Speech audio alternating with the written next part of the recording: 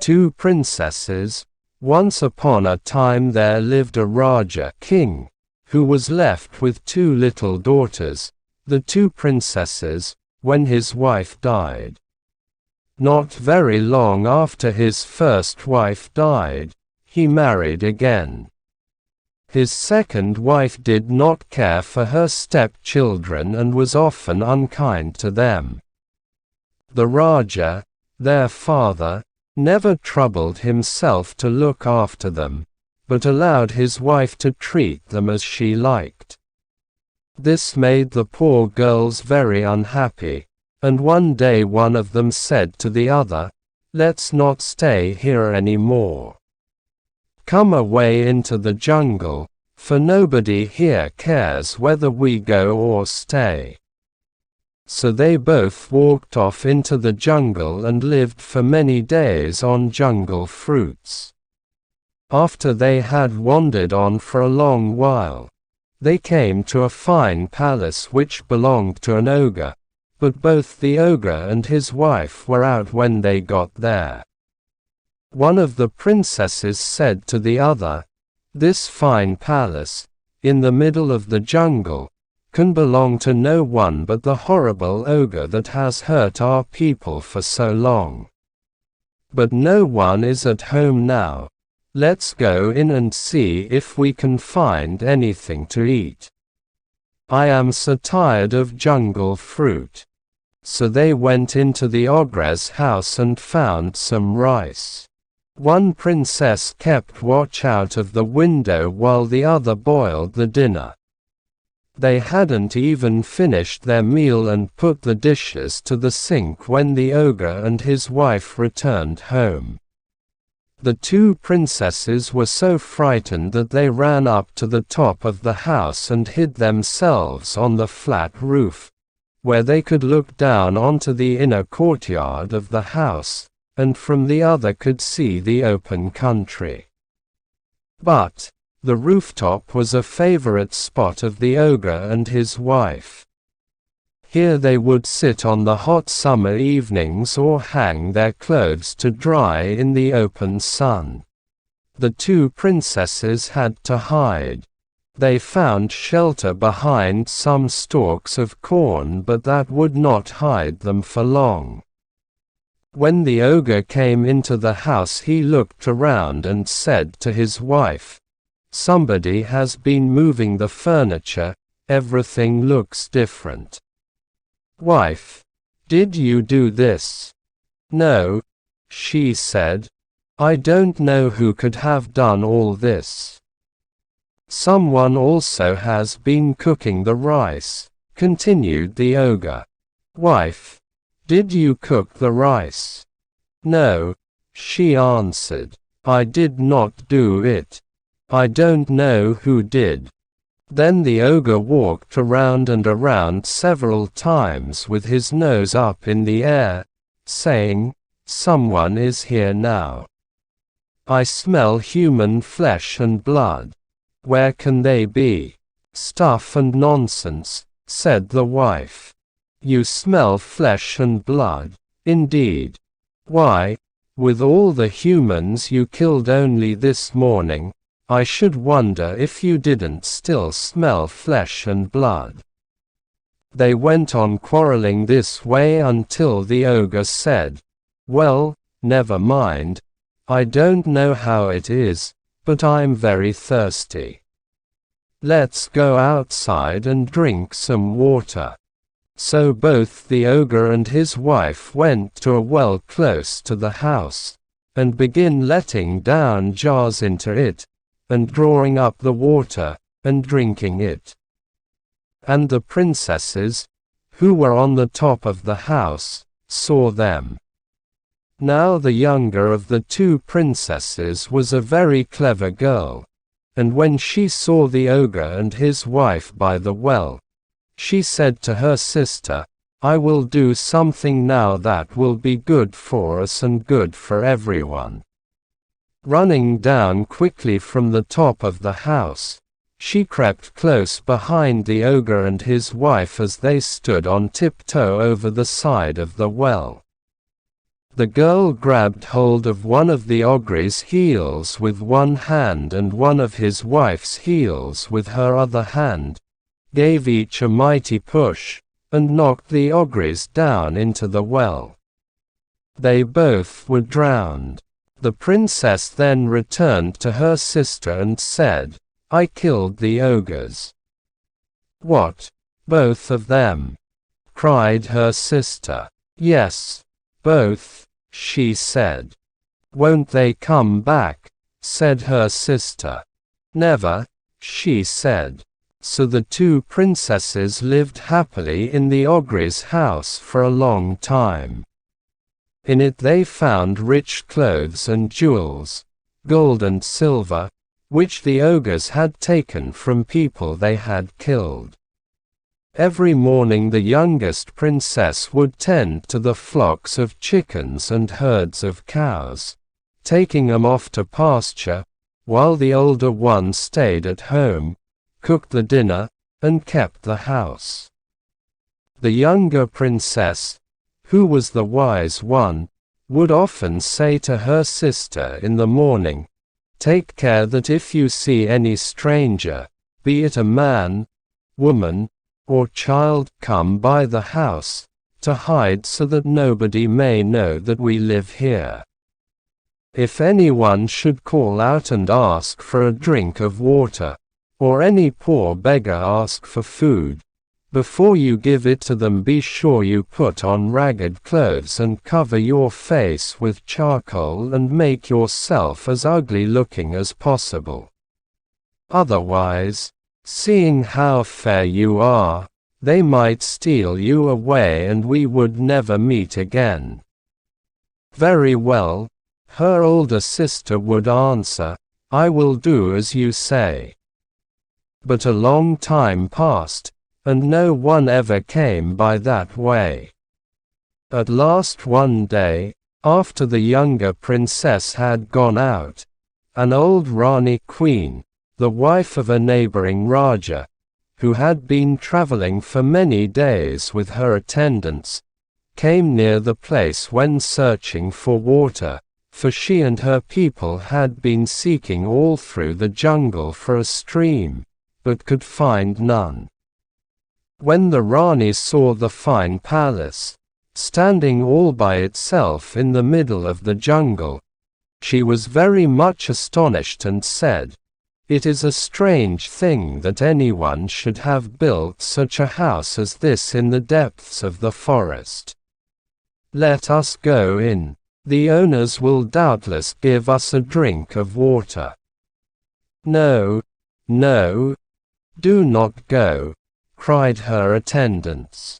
"This is most assuredly the house of an ogre. I should scarcely think anything very terrible lives here, for there is not a sound stirring, nor a living creature to be seen."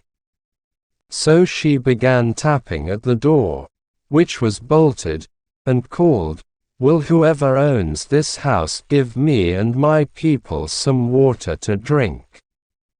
But nobody answered, for the princess, who heard her coming, was busy up in her room, blacking her face with charcoal and covering her rich dress with rags. Then the Rani got impatient and shook the door, saying angrily, "Let me in, whoever you are. If you don't, I'll force the door open."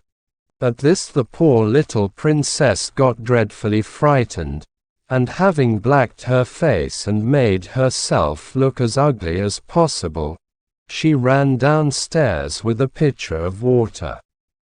Unbolting the door, she gave the Rani the pitcher to drink from, but the maiden did not speak, for she was afraid. Now the Rani was a very clever woman, and as she raised the pitcher to her mouth to drink the water, she thought to herself, "This is a very strange-looking creature who has brought me this jug of water. She would be pretty, but that her face seems to need washing, and her dress also is very untidy. What can that black stuff be on her face and hands? It looks very unnatural. And so instead of drinking the water, she threw it in the princess' face. The princess started back with a little cry while the water, trickling down her face, washed off the charcoal and showed her delicate features and beautiful complexion. The Rani caught hold of her hand and said, "Now tell me true, who are you? Where do you come from? Who are your father and mother? And why are you here alone by yourself in the jungle? Answer me, or I'll have your head cut off." And she summoned one of her guards, who drew his sword. The princess was so terrified she could hardly speak, but as best she could, she told how she was the daughter of a king, and had run away into the jungle because of her cruel stepmother, and finding the house had lived there ever since, and, having finished her story, she began to cry. Then the Rani said to her, "Pretty child, forgive me for my roughness. Do not fear, I will take you home with me. As the daughter of a Raja you shall be a proper wife for my son." But the more she spoke to the princess, the more frightened the princess became, and could do nothing but cry. Now the girl had said nothing to the queen about her sister, nor even told her that she had won, for she thought, "This Rani says she will kill me. If she hears that I have a sister, they may kill her too." At last the Rani said to one of her servants, "Place this young lady in one of the palanquins and we will set off for home." And so they did.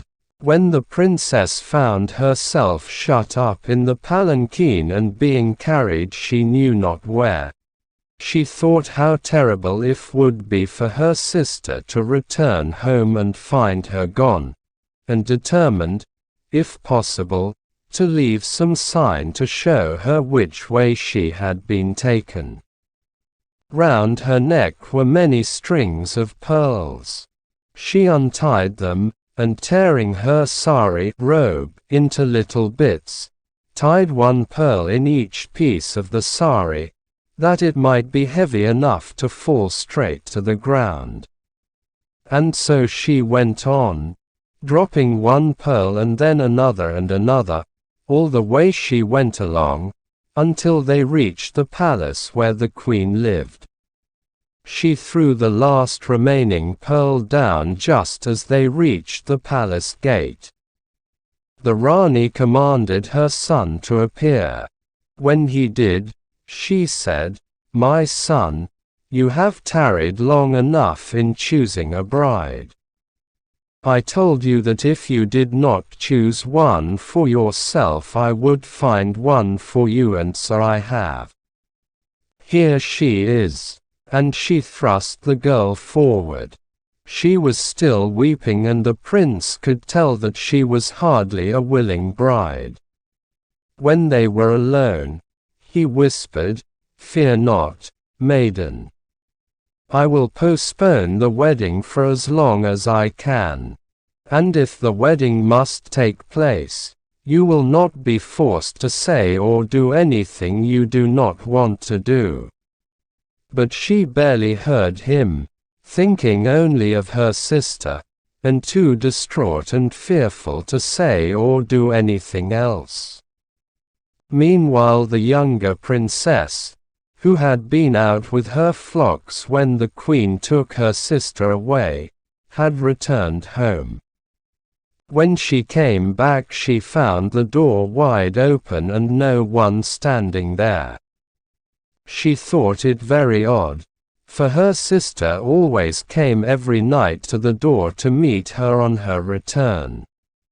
She went upstairs. Her sister was not there. The whole house was empty and deserted. There she must stay all alone, for the evening had closed in and it was impossible to go outside and seek her with any hope of success. So all night long she waited, crying, "Someone has been here, and they have stolen her away. They have stolen my darling away. Oh, sister, my sister." Next morning, very early, going out to continue the search, she found one of the pearls belonging to her sister's necklace tied up in a small piece of sari. A little further on lay another, and yet another, all along the road the Rani had gone. Then the princess understood that her sister had left this clue to guide her on her way, and she at once set off to find her. Very, very far she went, a 2 months' journey through the jungle, for she could not travel fast. The many days walking tired her so much, and sometimes it took her 2 or 3 days just to find the next piece of sari with the pearl. At last she came near a large town, to which it was evident her sister had been taken. Now this young princess was very beautiful indeed, as beautiful as she was wise, and when she got near the town she thought to herself, "If people see me they may steal me away as they did my sister, and then I shall never find her again. I will disguise myself." As she was thus thinking, she noticed by the side of the road a skeleton and a shriveled, dry fur of an old tiger. The princess took the skin and washed it, and drew it on over her own lovely face and neck, as one draws a glove on one's hand. The skin was so old nothing remained of the shape of the tiger, and only a yellowish hue, and it hung on her the way an old woman's skin might hang. Then she took a long stick and began hobbling along, leaning on it, toward the town. On she went, picking up the pearls, one here, one there, until she found the last pearl just in front of the palace gate. Then she felt certain her sister must be somewhere near, but where, she did not know. She longed to go into the palace and ask for her, but no guards would have let such a wretched-looking old woman enter, and she did not dare offer them any of the pearls she had with her, lest they should think she was a thief. So she determined merely to remain as close to the palace as possible, and wait till fortune favored her with the means of learning something further about her sister. Just opposite the palace was a small house belonging to a farmer, and the princess went up to it and stood by the door. The farmer's wife saw her and said, "Poor old woman, who are you? Why are you here? Have you no one in the world?" "Alas, no," answered the princess. "I am a poor old woman and have neither father nor mother, son nor daughter, sister nor brother, to take care of me. All are gone and I can only beg my bread from door to door." "Do not grieve, good mother," answered the farmer's wife, kindly. "You may sleep in the shelter of our porch and I will give you food."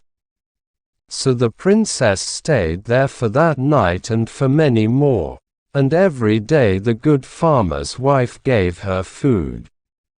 But all this time she could learn nothing of her sister.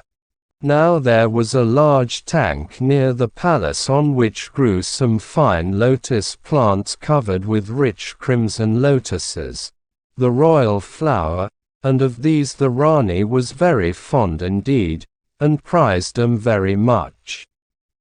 to this tank because it was the nearest to the farmer's house. The princess would go every morning, very early, almost before it was light, at about 3 o'clock, and take off the old tiger's skin that helped her to look like an old woman,